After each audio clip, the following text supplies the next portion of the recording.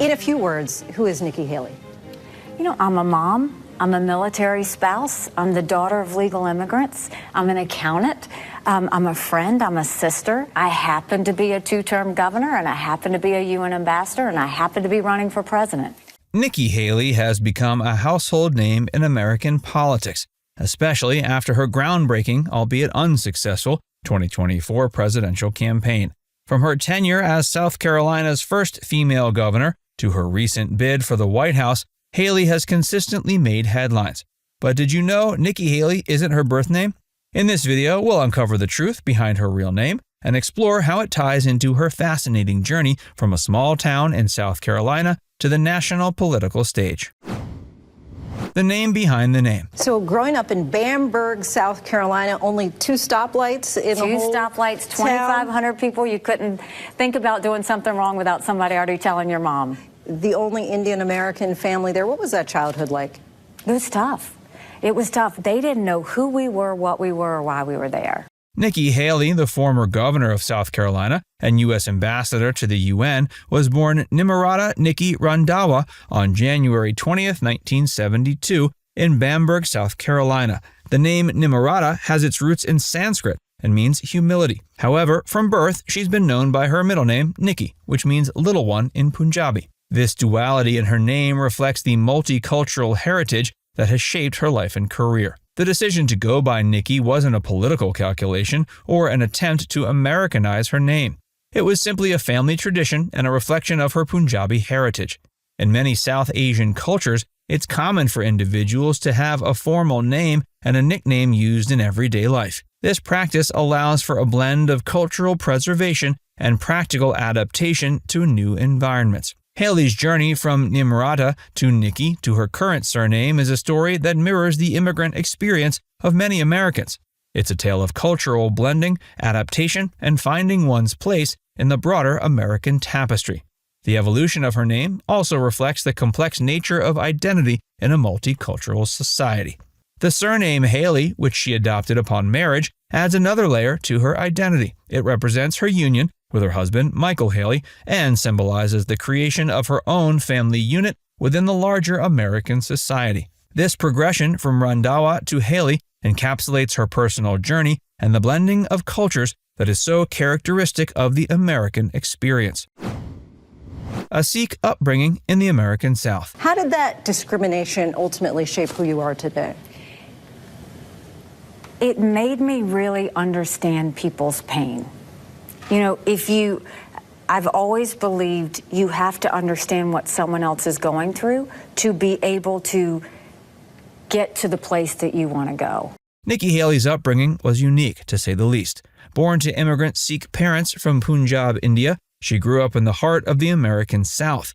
Her father, Ajit Singh Randhawa, was a biology professor at Voorhees College, a historically black institution in Denmark, South Carolina. Her mother, Raj Kaur Randhawa, earned a law degree in India before immigrating and later becoming an entrepreneur in the United States.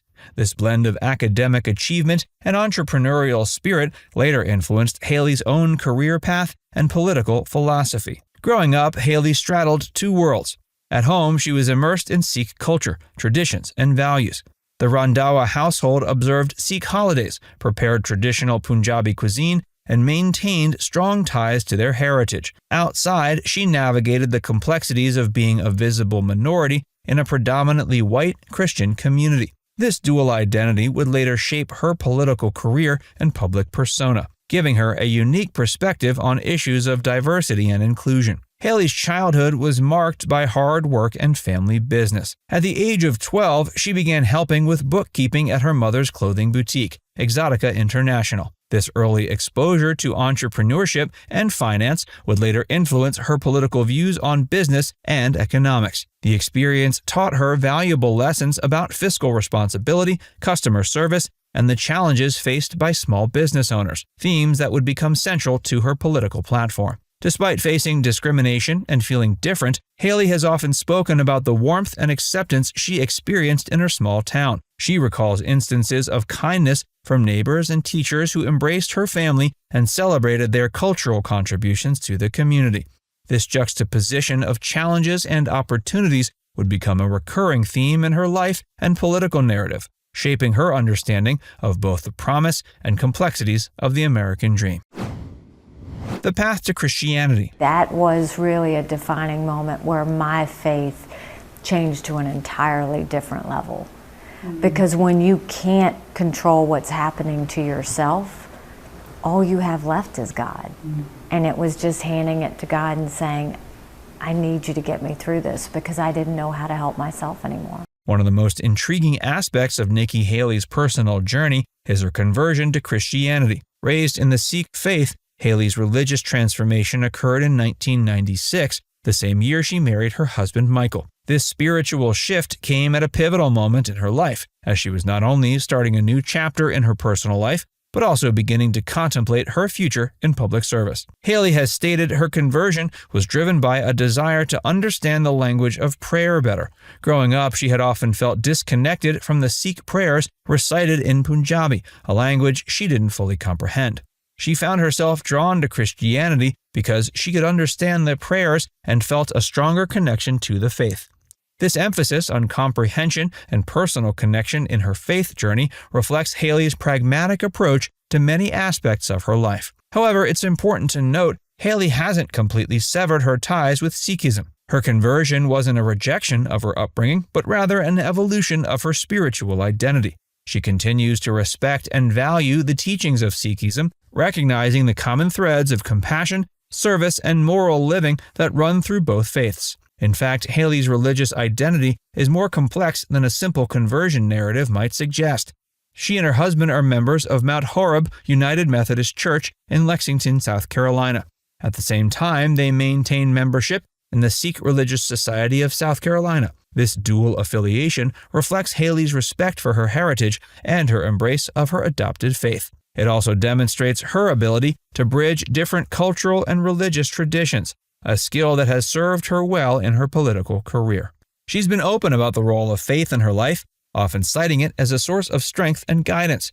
She has spoken about how her faith has helped her navigate the challenges of public life and informed her approach to leadership. And at the same time, she has emphasized the importance of religious freedom and respect for diverse beliefs, drawing on her own experiences of religious plurality.